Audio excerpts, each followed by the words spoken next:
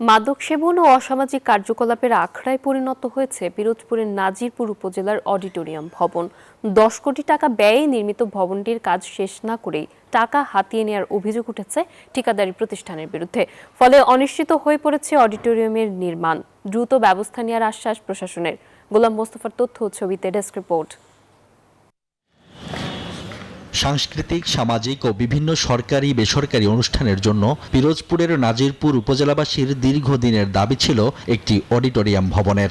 উপজেলা প্রকৌশল কার্যালয়ের দরপত্রের মাধ্যমে 10 কোটি 15 লাখ টাকা ব্যয়ে অডিটোরিয়াম ভবন নির্মাণের কাজ পায় তৎকালীন পিরোজপুর 1 আসনের সাবেক সংসদ সদস্য রেজাউল করিমের ছোট ভাই নূরে আলম সিদ্দিকী শাহীন।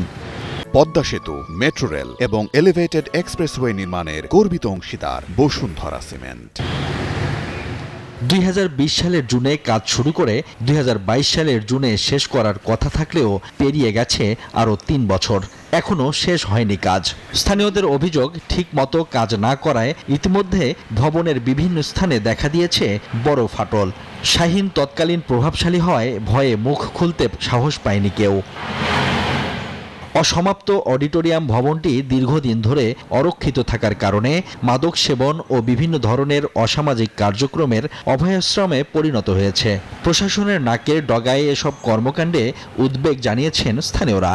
এখানে খোলামেলা কোনো নিরাপত্তা নাই, বিভিন্ন জায়গায় চিপা চাপা আছে, ছোট ছোট রুম আছে, এখানে অসামাজিক কাজ হয়। মানুষের আনাগোনা নেই, যার পরিপ্রেক্ষিতে এখানে যুবক শ্রেণীর লোকজন এখানে এসে মাদক জাতীয় দ্রব্য অর্থাৎ ফেন্সি, গাঁজা, তারপর হচ্ছে বাবা, এই জাতীয় মাদক বলতে যা যা বুঝায়। ফাটল ধরছে এবং ওই পাশে হেলে পড়েছে, কারণ এটা তো হবেই, কারণ অনিয়ম করছে, পাইল দেয় নাই। উপজেলা প্রকৌশল বিভাগ বলছে, ঠিকাদারকে কাজ শেষ করার তাগিদ দিলেও তোয়াক্কা না করে প্রভাব খাটিয়ে টাকা উত্তোলন করে নেয়। তবে এ ব্যাপারে ক্যামেরার সামনে কথা বলতে রাজি হননি প্রকৌশল বিভাগের কর্মকর্তারা। তদন্ত করে কাজগুলো দ্রুত শেষ করার জন্য তৎপরতা চলছে বলে জানান উপজেলা নির্বাহী কর্মকর্তা।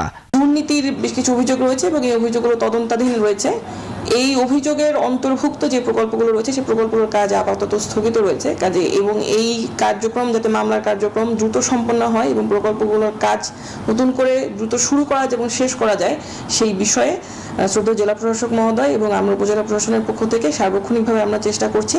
অনিয়মের বিরুদ্ধে দ্রুত তদন্ত করে ব্যবস্থা নেয়ার দাবি স্থানীয়দের। Desk report, news 24।